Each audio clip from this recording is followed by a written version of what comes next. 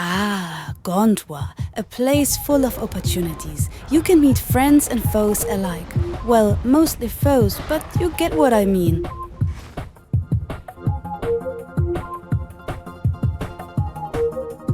Yes, hello. I was wondering if you could play that song again. Which one, man? The one that goes...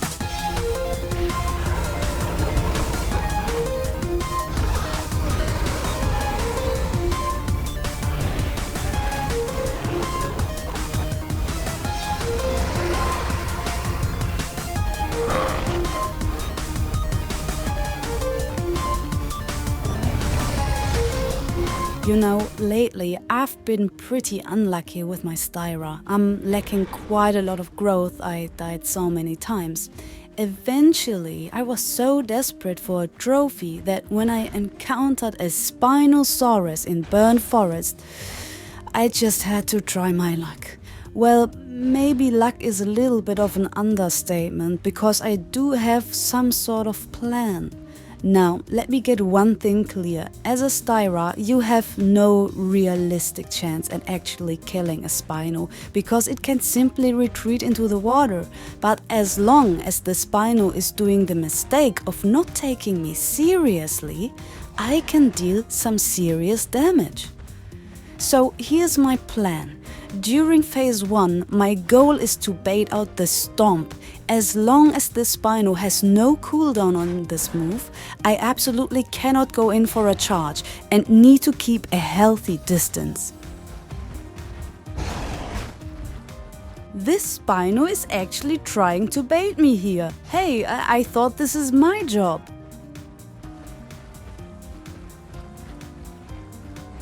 Oh, it ran out of patience already.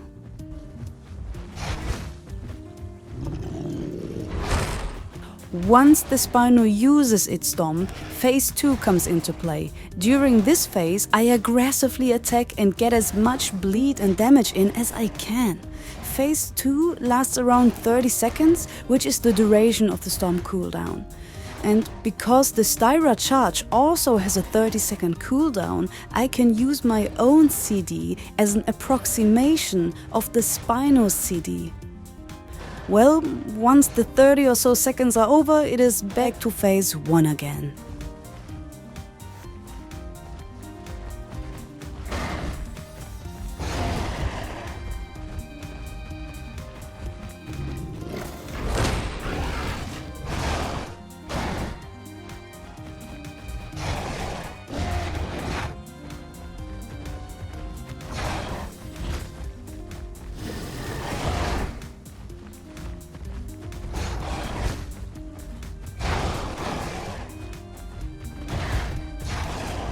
That went amazing, but let's not get greedy here.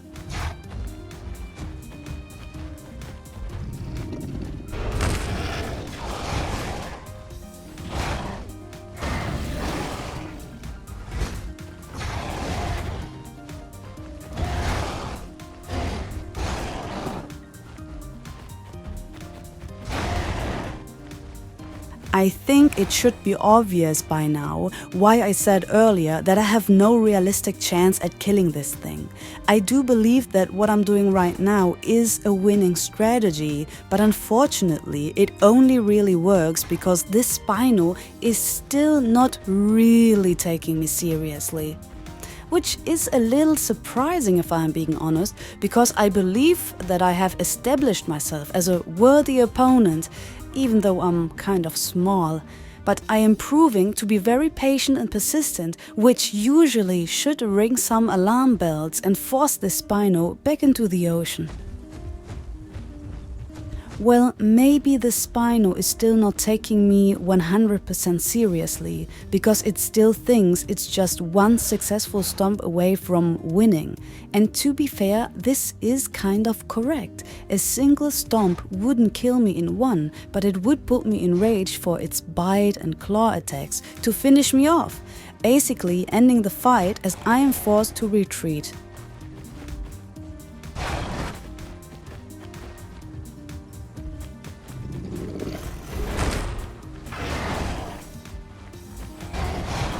What would you guess? How much HP does the Spino still have left?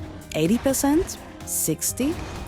It is actually down to only 40%, and this isn't even including its current bleed damage, so in reality it's even worse than this. However, even though this is all pretty cool, unfortunately the fight is going to take a very anticlimactic end. My friend who's on the EU walked over and well, you can imagine the rest of the story. I actually kind of felt bad for the Spino, and because this Spino wasn't quite adult yet, but a big sub-adult I guess, it didn't even drop a trophy, which was like the whole point why I attacked it in the first place. Okay, despite this underwhelming end to the fight, I still wanted to show it to you, in hope some other fellow Styra players maybe can learn a thing or two about how to fend off a Spino on land. Did you know that I never actually played Cera on this channel? Please feel free to drop some tips in the comments. I don't play this thing regularly, so I still haven't figured it all out yet, and would definitely appreciate some help and tips. So this is my current ability loadout, and yes, you see correctly, I have the ability that hurts my bleed healing by like 50% while I'm fighting a Concavenator. That's not good.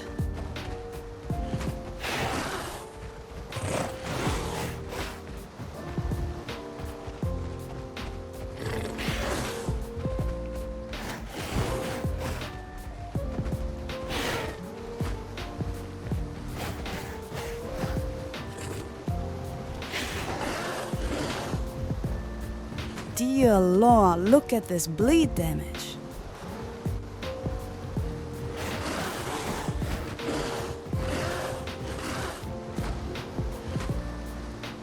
Well, did you know that Cera is a horrible swimmer? Because now I know too.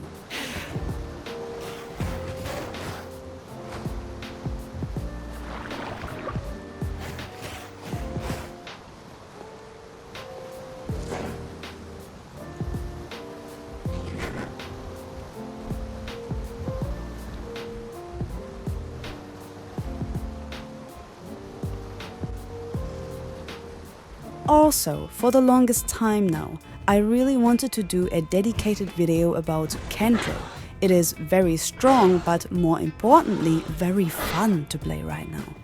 It was over in Salt Flats when a killer wanted to turn my Kentro into a meal. Well, as you can imagine, I wasn't quite happy about that, but I was happy about this fight.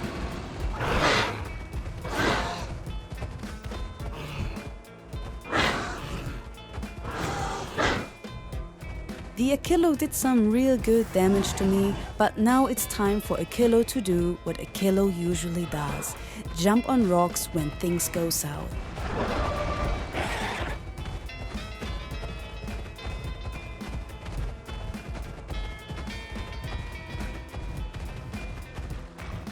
I immediately used this opportunity to leave the scene. If you've watched any of my previous videos, you know that I'm always kind of wary of more people joining the fight.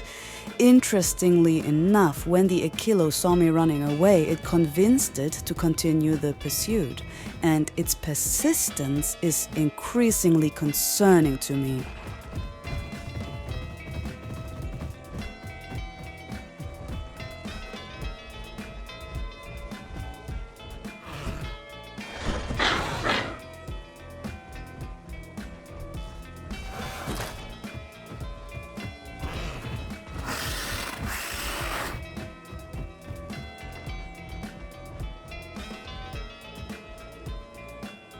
I like how this annoying critter won't shut up and basically reveal my approximate location to the Achillo. Lucky for me though, they apparently didn't notice, and what's even funnier, another dinosaur actually did arrive. In this case it was a Concavenator, but it didn't arrive as a friend to the Achillo, but as a foe. Now that's funny. I think it is time to tell you a story that happened while I was on my Concavenator. I was walking the Grand Plains while I noticed two Despletos and one Titan attacking a solo Iggy. For you know, I was looking for a fight myself, but when I was in this theater, I had no clue what to do. Do I join the Iggy in its fight because it's a solo player being attacked and being outnumbered? But if I do that, aren't I just mixpacking then and also ruining the meal and the hunt for the carnivores? Isn't that then also just being annoying? That's a compelling argument to make.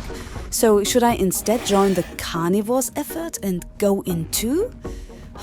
This feels wrong as well. This Iggy is already seriously endangered. For now, I simply decided to be neutral and enjoy the show for a moment.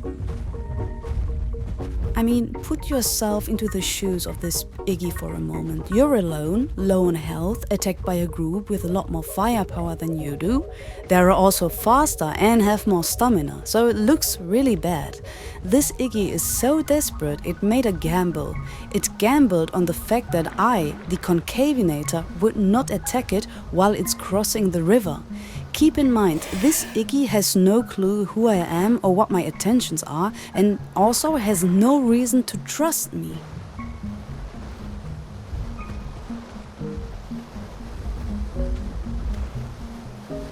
Okay, because of this Sako, my whole I'm just trying to be neutral bro thing is coming to an end. I'm sorry, but this is some BS. This Iggy is already on lifeline and barely holding it together. We don't also need a Sako joining in right now. I followed this Iggy into the woods and continued to act strangely in its presence, just for fun of course. Under normal circumstances, it would have never ever allowed a stranger carnivore to stick its head inside its body while it is sitting down. But obviously, I'm just being silly. Later, the Iggy said thank you and goodbye. I would be really curious to hear you guys' opinions on this. Should I have stayed out of this fight completely? Should I have helped the Iggy even more? Or maybe even the Displeaters instead? Write your comments down below.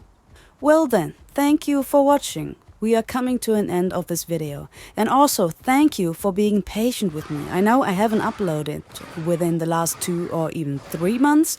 I was just very busy and also a little bit burned out by this game. Sometimes it can get, not annoying, but exhausting is how I would describe it. So I needed a little bit of a break. But now I'm back, maybe not with the most regular schedule, but every now and then I will be able to drop a video again. So with that being said, have a great day and take care.